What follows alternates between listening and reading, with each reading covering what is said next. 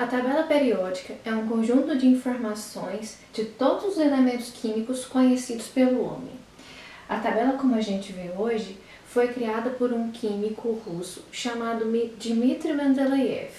Mendeleev se inspirou num jogo de paciência para poder criar a tabela periódica.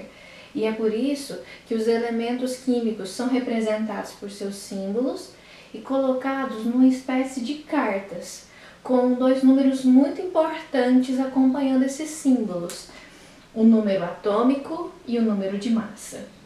A regra da IUPAC, a União Internacional de Química Pura e Aplicada, diz que o número atômico sempre deve estar abaixo do elemento químico e o número de massa deve estar acima.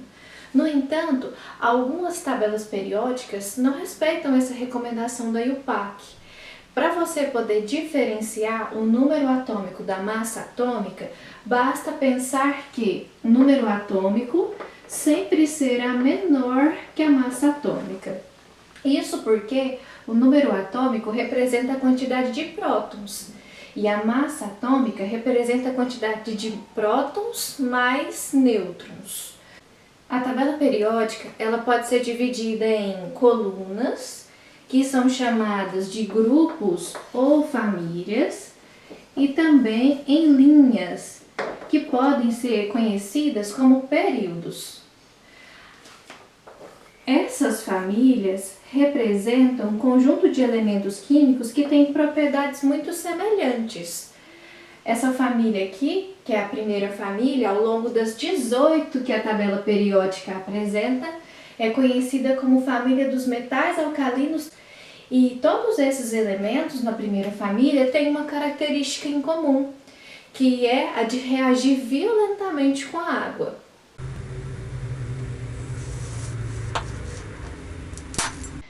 Já os períodos representam o número de camadas que contém na eletrosfera de cada átomo de cada elemento químico.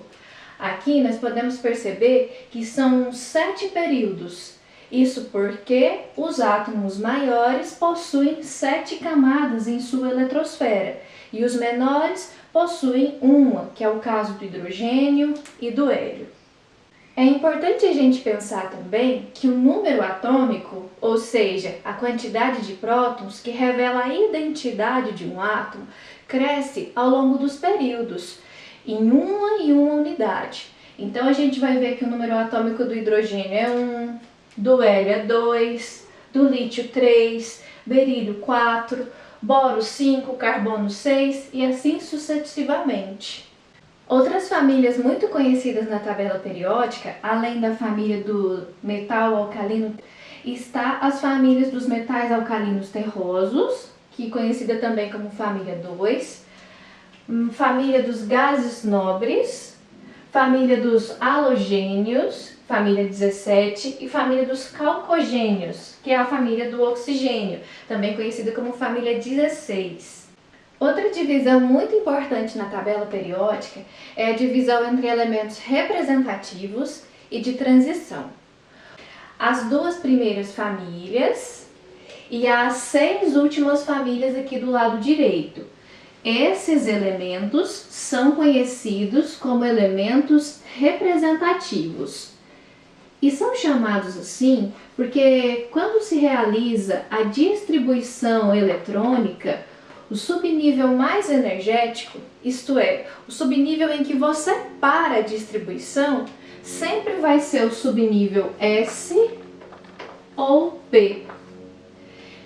Especificamente, essas duas primeiras famílias vão ter como subnível mais energético o subnível S. Já essas 6 últimas famílias vão ter como subnível mais energético o subnível P. A outra divisão está nos elementos de transição. Os elementos de transição são o miolo da tabela periódica. Esse quadrado que está aqui no centro, mais essas duas fileiras que estão aqui na parte externa da tabela periódica. Essa parte central são os elementos de transição externa. Isso porque quando você realiza a distribuição para qualquer um desses elementos químicos aqui, O subnível mais energético vai ser o subnível D. E esses elementos aqui, que estão na parte de fora da tabela periódica, são conhecidos como elementos de transição interna. Quando você realiza distribuição eletrônica para esses elementos, vai perceber que o subnível mais energético é o subnível F. Isso nos ajuda a entender, por exemplo, que as famílias, além de ter características físicas em comum, também possuem características químicas muito semelhantes entre os elementos que estão ali. Por exemplo, essa família 1 tem todos os elementos aqui, tem como característica em comum o fato de ter um elétron na sua camada de valência. Já os elementos da família 2, conhecidos também como família dos metais alcalinos terrosos, possuem 2 elétrons na sua camada de valência.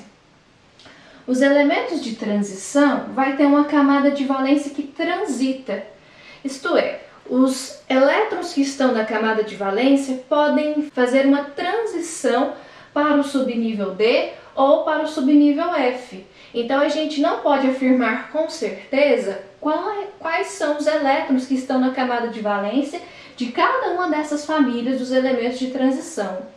Essa previsão de ter um elétron, 2 ou mais só é possível para os elementos representativos. Então, a família do boro, que é a que vem em sequência, no caso dos representativos, possui 3 elétrons na camada de valência, a do carbono possui 4, a do nitrogênio possui 5, a do oxigênio possui 6, a do flúor 7 e a dos gases nobres, 8 elétrons na camada de valência. Outra divisão importante na tabela periódica está relacionada às cores dos elementos químicos. A gente sempre vê tabelas muito coloridas e essas cores não estão lá por acaso ou para a tabela ficar mais bonita e mais interessante.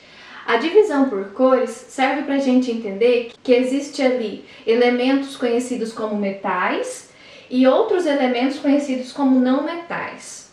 A maior parte da tabela periódica, aquela cor que sempre vai começar do lado esquerdo e parar um pouquinho depois da metade da tabela periódica, contém o maior número de elementos químicos classificados como metais. Aqui, na minha tabela periódica, os metais estão representados pela cor azul. A principal característica dos metais é que eles vão sempre doar elétrons. A outra divisão que aparece na tabela periódica, que tem aqui nessa parte direita superior, a gente vê aqui alguns elementos coloridos com amarelo, é porque eles são classificados como ametais e também pode ser chamados de não metais. E a principal característica deles é de receber elétrons. Então, enquanto os metais doam, os não metais vão receber. E as cores estão aqui para indicar essa diferença nos aspectos dos elementos químicos. Ainda tem uma outra parte referente a essa última família aqui, que é a família dos gases nobres. Eles são conhecidos assim porque eles, como já têm 8 elétrons na sua camada de valência, não precisam doar e nem receber elétrons para completar a sua última camada. A sua última camada já é completa por apresentar os 8 elétrons. Por isso, são chamados de gases nobres. Não há necessidade de doar nem receber elétrons de outro elemento químico ou de outro átomo.